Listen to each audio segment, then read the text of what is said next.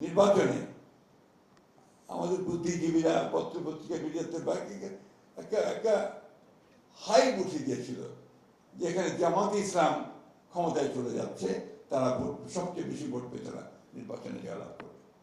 এমনকি আমাকে পর্যন্ত পরাজিত করে রেখে দিয়েছিল মিডিয়াতে, ঠিক না?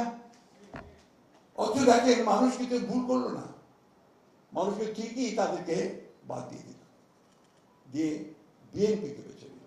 কেন? কারণ বিএনপি প্রতিনিধিত্ব করে একটা উদার গণতান্ত্রিক রাজনীতি। আমি সবসময় যে কথা বলি, জোর দিয়ে বলি, যে BNP is a party of liberal democracy. আমরা উদার গণতন্ত্রে বিশ্বাস করি, সেই উদার গণতন্ত্রকে আমরা প্রতিষ্ঠিত করতে চাই। আমরা এখানে অন্য কোনো বিভাজন সৃষ্টি করতে চাই না। বাংলাদেশ যে কারণে সৃষ্টি হয়েছে, সে কারণেই আমরা আরো জোর দিয়ে আমরা সেই দেশকে প্রতিষ্ঠিত করতে চাই। সে কারণে আমার নেতা, আমাদের প্রধানমন্ত্রী তারেক রহমান সাহেব যে স্লোগানটা দিয়েছেন, সবার আগে বাংলাদেশ, এটার মধ্যে কোনো আপনার কোনো ঝামেলা নেই। ওই যেমন শহীদ প্রেসিডেন্ট জিয়া রহমান গানটাকে বেছে নিয়েছিলেন যে প্রথম বাংলাদেশ আবার শেষ বাংলাদেশ, ঠিক এটা একই সেইভাবেই সবার আগে বাংলাদেশ।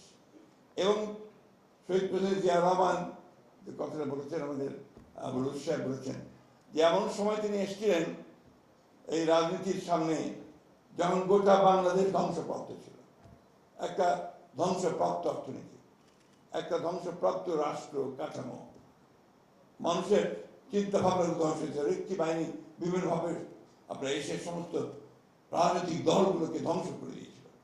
সেইখানে জিয়া রহমান সাহেব এসে সেটাকে আবার সেই ধ্বংসের মধ্যে নতুন করে কোনো বিভক্তি করে নয়, সমস্ত রাজনৈতিক চিন্তাগুলো একভাবে চিন্তা করতে দলগুলোকে নিয়ে তিনি প্রথমে ফ্রন্ট করেছেন, তারপরে জাগদল করেছেন, ফ্রন্ট করেছেন, তারপরে বিএনপি করেছেন। মূল বিষয়টাই ছিল সবাইকে নিয়ে করা, রিকনসিলিয়েশন করা, সবাইকে নিয়ে সামনের দিকে এগিয়ে যাওয়ার চেষ্টা করা।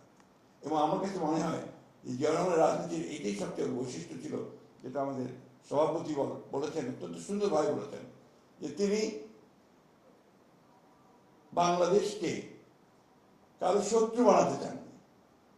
তিনি সবার সঙ্গে মিত্রতা সৃষ্টি করার চেষ্টা করেছেন এবং বেশিরভাগ ক্ষেত্রে সফল হয়েছেন এবং সেই সফলতা নিয়ে তিনি সামনের দিকে এগিয়ে গেছেন। শহীদ প্রেসিডেন্ট জিয়া রহমান এত জনপ্রিয় কেন ছিলেন, যে কথা এখানে বলেছেন আমাদের বলুর সাহেব তার বক্তব্যের মধ্যে বলেছেন, যে মূল বিষয়টা ছিল যে বাংলাদেশ যেভাবে দেখতে চায় বাংলাদেশকে মানুষ, বাংলাদেশকে যে সমস্ত প্রভাবের বাইরে, আধিপত্যের বাইরে আমরা আমাদের নিজেদের পায়ে নিজেরা দাঁড়াবো, সেই বিষয়টা দেখতে চায় বাংলাদেশের মানুষ। আপনি খেয়াল করে দেখবেন, যখন ক্রিকেট খেলা হয় বাংলাদেশের সঙ্গে, যখন আপনার পাকিস্তানের খেলা হয়, তখনও তারা বাংলাদেশের পক্ষে চিৎকার করে, আবার যখন আপনার ভারতের বিরুদ্ধে খেলা হয় তখন একইভাবে চিৎকার করে।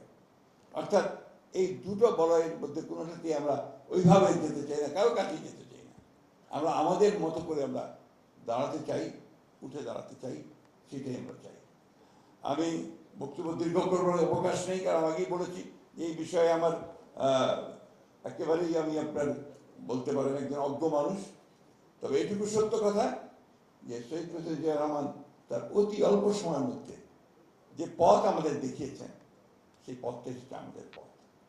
আমার এখনো মনে আছে শহীদ প্রেসিডেন্ট জিয়া রহমান সাহেবের যখন জানাজা, অভাবিত লক্ষ লক্ষ মানুষ যে কথা বলেছেন যে কেঁদেছে, ডক্টর মুস্তাক বলেছে তা আমার মা কেঁদেছেন, উনিও কেঁদেছেন, আমরা সবাই কেঁদেছি।